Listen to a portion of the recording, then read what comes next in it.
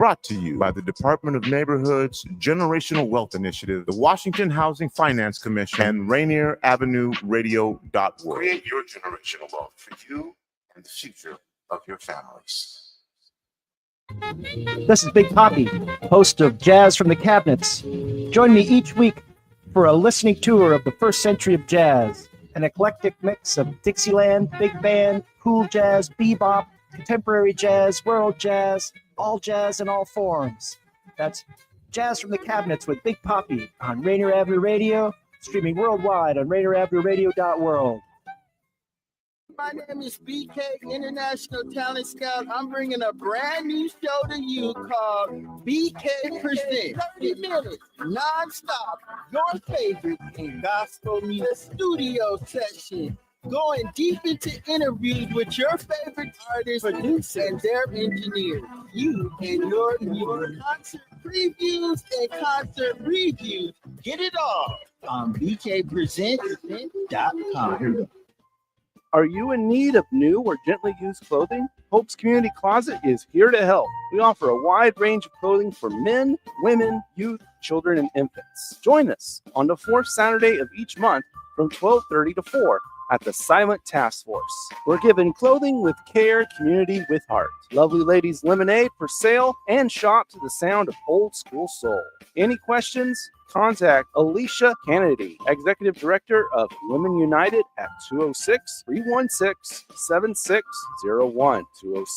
206-316-7601. Come and find the perfect outfit for you and your family. We look forward to seeing you there. Would you like to see when your favorite Rainier Avenue Radio show comes on? Check out our show schedule, updated weekly at RainierAvenueRadio.world.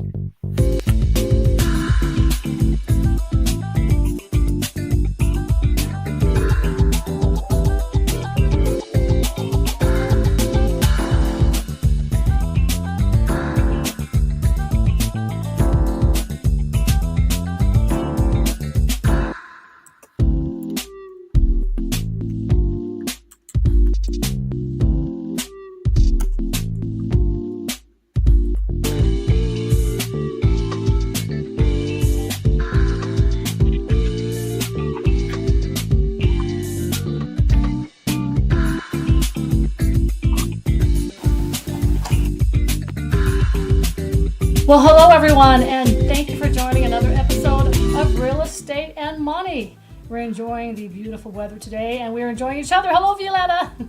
Hi, Tina. How are you? I'm fine. How are you? I'm good, except I can't see you. You can't see me? Oh, I'm here. I promise. I'm here. Oh my gosh.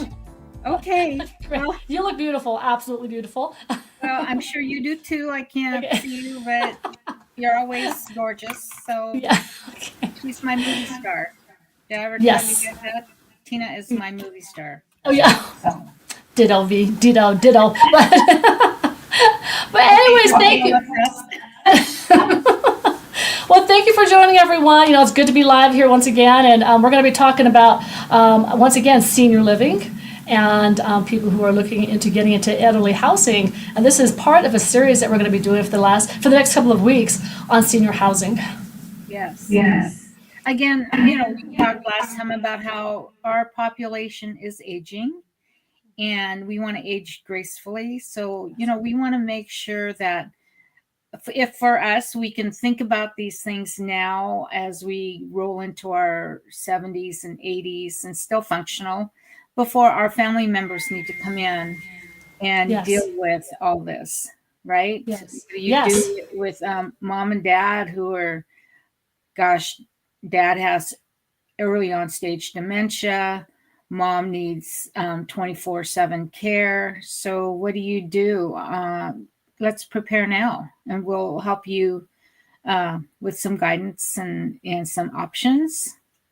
So what do you have, Tina? I have a bunch of different things here we can talk about. First of all, let me just give you a story. There are so many times where, you know, you've got parents who are, they're at the point where they are in dementia.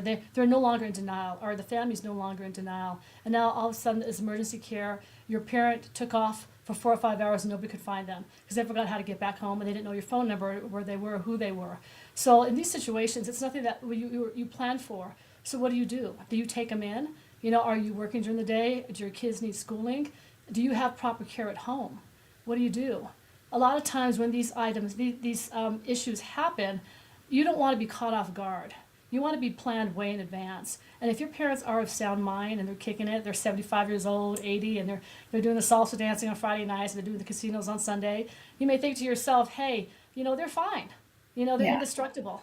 But a lot of times if they fall, they break their hip or something like that, it's downhill from there. And that could happen at a drop of a hat.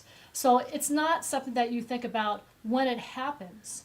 It's something that you have to plan for. So like Violeta, when our kids are born, we start planning for their college funds. When we get married, we start planning for our down payment. When your parents are elderly, I don't care if they're still skiing in the Himalayas or what have you, or they're hiking, they're hiking Mount Everest, who cares? If they're at an age that maybe they could be compromised, you need to start planning. You need to start planning now. So what we want to do is talk about some options you have. Whether your parents are in denial or whether you're in denial, it does not hurt to have a plan in place. Yes. So that's what I got for now. I'm just setting you up. Okay. Okay. And we'll talk about all these different options as we go. So let's start out with, the 55 plus communities. We're going to go in depth into this topic next time around. But, that's an option for people like us, Tina, who are still active or healthy, relatively healthy. Yeah. And we can get around. I have friends who moved from Sammamish down to Lacey, where there's this huge place called Jubilee. You probably have heard about it, right?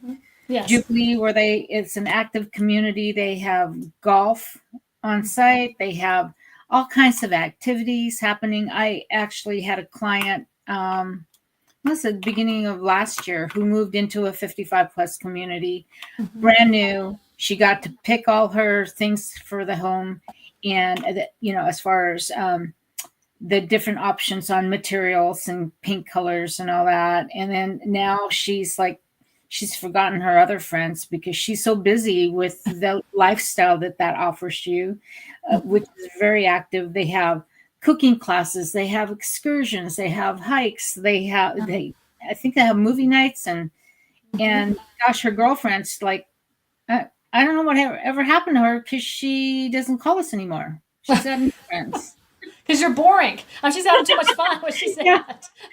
Yeah, there's so much going on there. Every week she has to sign up for something or else she misses out. You don't want to miss out, for heaven's sakes. Whether it's book club or, going to a winery or going to a concert, whatever. It's very active. So you have any friends that are in 55 plus communities, Tina? Well, I'll tell you this. The 55 plus communities are wild. Okay, they are party animals. It's something else. They're not worried about, finding the man of their dreams, the woman of their dreams. They're not worried about taking kids in bed or driving the kids off to soccer practice. They will party until they drop till 5:30 in the morning. I hear these wild situations about these people in neighborhoods. I know there's a place here called Heritage Ridge by where I live, Heritage Eagle Bend. And let me tell you some crazy stories. They revert back to when they're in their early 20s, except they don't have anybody to answer to right now.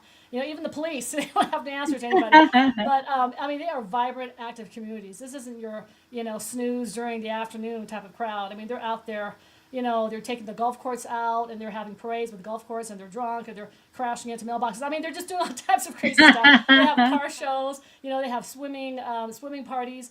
It's a very active community. And if you could actually buy a house in these 55 and plus establishments, they are very, very fun.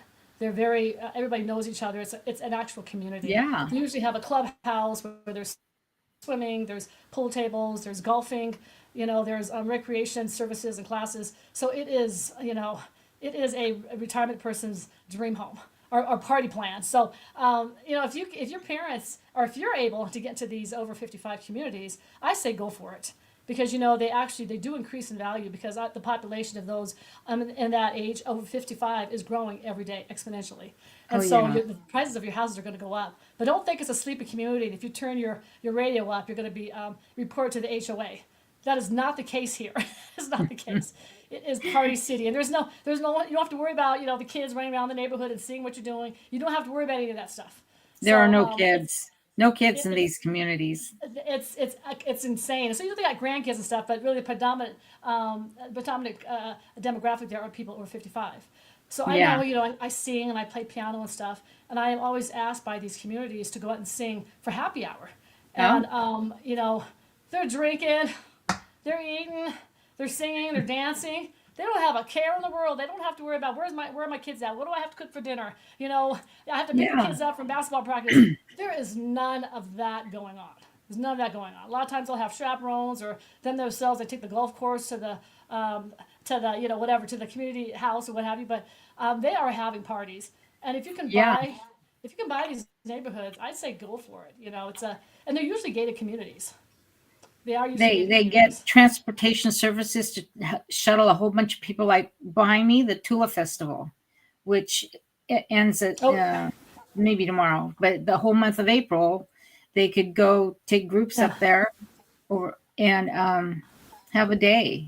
They're all retired pretty much. Some of these people are retired, but 55 plus, a lot of people are still working, right? So yeah, some of them are.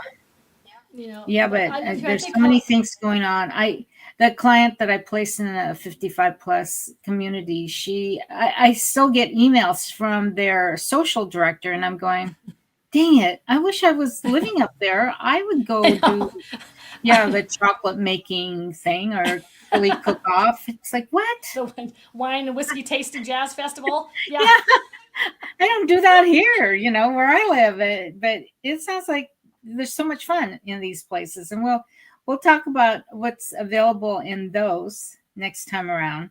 But then there are independent living. So that's an independent living, and then continuing to live a normal life. But there are places that have from rehabilitation.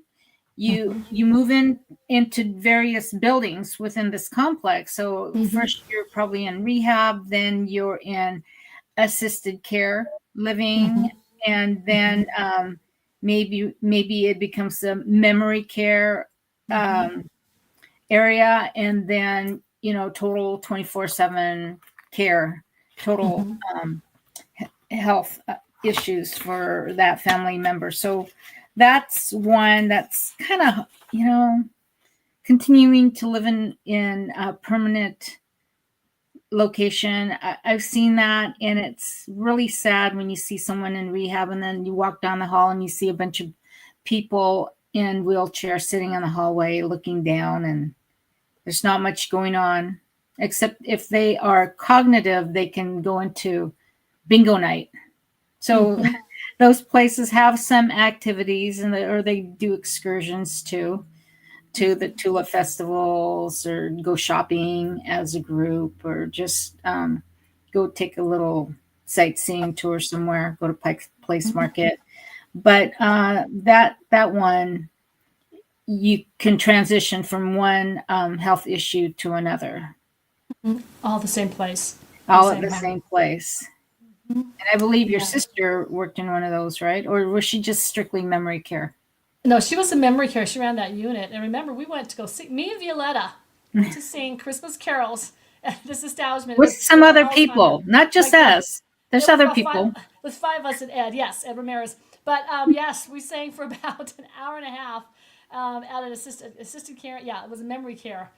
And that was our first brush with each other at an event like that. But yeah, they had fun. We were singing, and they had people come in and sing. We came in and sang. I played piano. We sang. Yeah, we sang, and one of our friends, he's an elderly gentleman. It's just a real funny story, real quick. He'd say, "Well, what are we going to sing next? A Christmas song, a Christmas song." I had a whole brochure of Christmas songs. Yeah, but it was the Christmas song, and the Christmas song, yes. Which song is that? The Christmas song, chestnuts roasting over no from fire and all that stuff. He goes, "Oh, that, okay." So that was one part of it, and then we ran out of songs, and the same guy says, "Well, they're still waiting for more. Let's sing the whole thing over again because they won't know. They don't remember." That memory care facility was great. The people were just in awe at what we were doing for them for the holidays. was about 30 years ago, wasn't it? It was about 30 Yeah, years and ago. Tina was chasing our friend around. He would start singing. He was hard of hearing, so he didn't know. Couldn't wait for Tina to start on a note. He'd start off on his own note, and Tina was chasing the chord around on her piano. Like, what is he doing?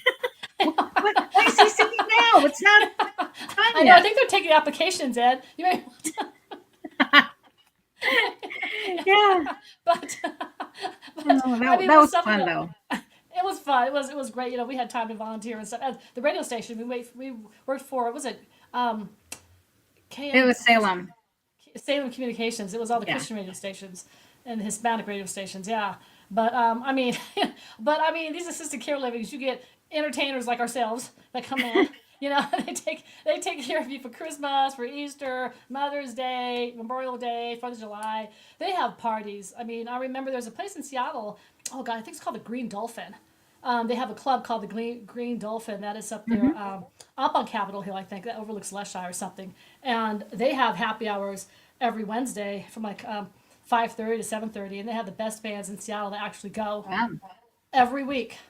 I think it's once a month. The Green Dolphin in Seattle. I remember I played there a couple times with my bands, and it was like a hopping spot. It was hopping. Had nothing to do with senior citizen or adult care. It just had to be a club just for the assisted living facility. But, Wow. so these places are, they're no joke. You've got, I've had aunts that were in there that were going through rehab, like from hip surgery or knee surgery, but it was still a party place, and people in the neighborhood would come and visit, and they would go to the club they had, for happy hour, and they had all these art activities and excursions, and it just sounded like a party place. You didn't have to go anywhere. You had a social and marketing director, so they plan events. And so, could you imagine living right now? Somebody just plans your social events, your galas, your parties, your birthday parties. It really is a place of enjoyment. It's not a place of depression if you get it right. Yeah. And then on the flip side of that, memory care is a place where you hope your family member is safe because they're not cognizant of where they are, what they're doing, and it goes downhill from there. And I've had recently, this early in the year, a cousin who went into a memory care facility, the one Lynn used to run in Federal Way. Yes. And I think prior to that, he was in an adult care facility home. We'll talk about adult family homes, or we did last time. We talked about various adult family homes, but he was in one. He had, Alzheimer's, and he kept trying to escape. Every night, he would pack up his bags and try to sneak out the front door. And after a while, he kind of got kicked out of the facility because they don't have security 24/7 that would watch for people trying to escape. He was a military dude, and he had his backpack, and he was ready to go in the middle of the night, whatever, on a reconnaissance mission. Oh my goodness! Wow. See. Yeah. Oh, yeah. See. But Yeah. So it was sad, but you don't want to get kicked out of any facility, right? No.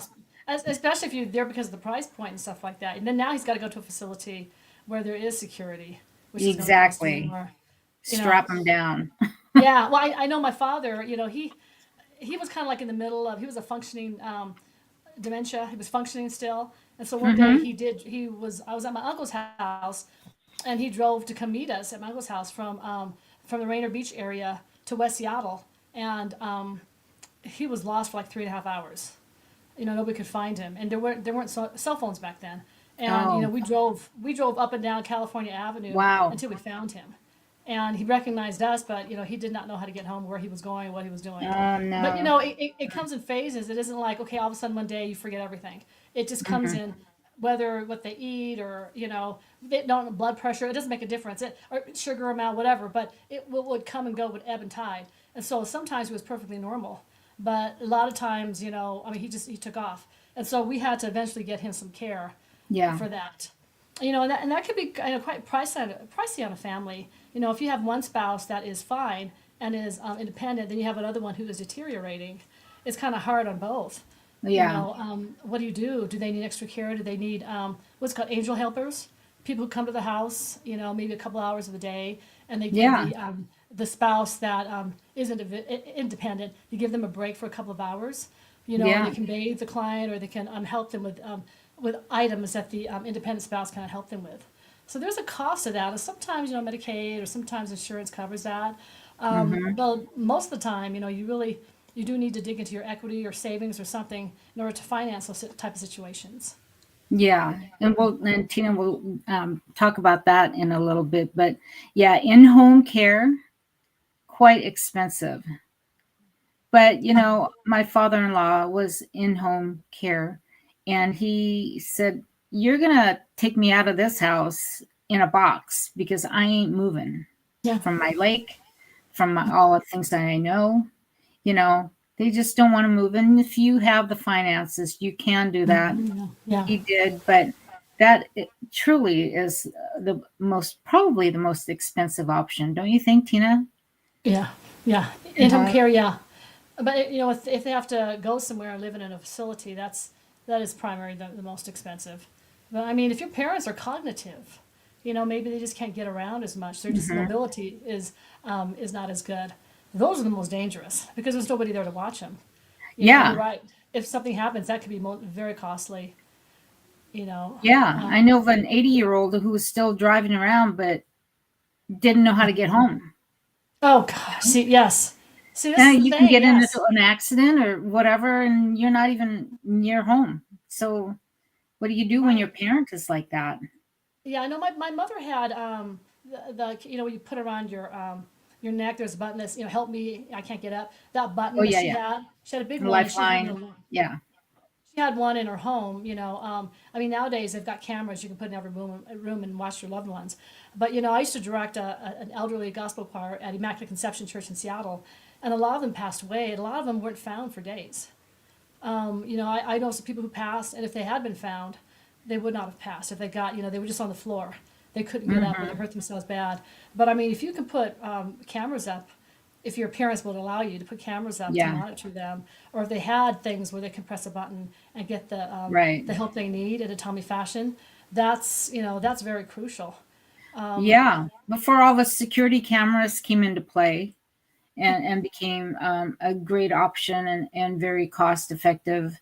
Yeah, the lifelines were kind of the Lifeline. thing, right? My mom had one of those, Mm-hmm. and she would have it next to the phone, never on her body, Mm-hmm. but near Yeah. the phone, just in case. Well, what if you fall downstairs and you can't get up, Yes. and the phone is upstairs where your little lifeline thing is? Now what? Right. I mean, They there's that. There's refuse to wear that stuff. yeah. There's a gray Cameras are area. much better. Yeah, I mean, because there's a gray area there when they're completely immobile and they really cannot get up and around. Sometimes it's easier to get them into a care facility because it's cut and dry. You cannot walk to feed yourself. You cannot walk to the bathroom. You need assistance. But those who are like, still actively, going skiing, going salsa dancing, whatever they're doing, they're going to the women's council, whatever they're doing. It's hard because you really can't pinpoint that their memory is gone. You cannot pinpoint you can slip and fall. Your medicines, you're not taking your medicines on a timely fashion. That's the most dangerous, and that's when you have to Yeah. start doing monitoring. Just wellness checks, V. I can't tell you how many people, their parents passed away, and they hadn't heard from them in 6 hours or since yesterday, and they just didn't do a wellness check. But it's very important for you to call them up, and hey, how you doing? What are you doing? What are you eating? Who's with you? I mean, just a wellness check, and that's another thing I need to talk about later. We're going to need to talk about elderly fraud, crimes against the elderly. But a lot That's of times, another another topic segment. for a show. But meanwhile, you need to, if they are in that gray area where they are elderly and they are independent, make sure you've got monitoring. Sometimes it takes for somebody to fall and break their hip before they say yes. Okay, I need assisted living. I need to do something different. And you don't want that to happen. But I mean, No. even if you plan, even if something doesn't happen for 10 years or 8 years, who cares? Put a plan in place. You don't want something to Yes. happen and people say, well, I'm the executor on the account. I tell you what, that doesn't make any difference. If a parent passes away, who knows if they wrote a will, this and that, blah, blah, blah. You want to have everything, locked down and everybody's in agreement, because when your parents, they slip mentally or physically, it's too late to say, okay, let's put something in order. So just make a plan.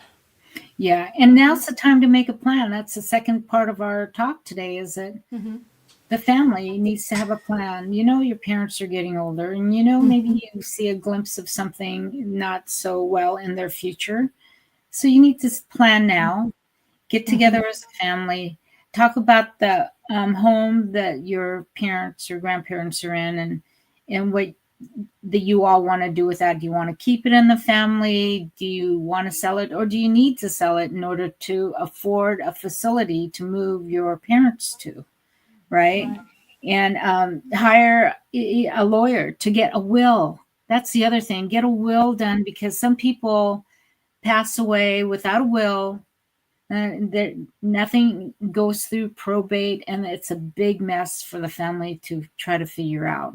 Right. What do you do when you sell that house? And so Tina, talk to us about what we should do as a family member.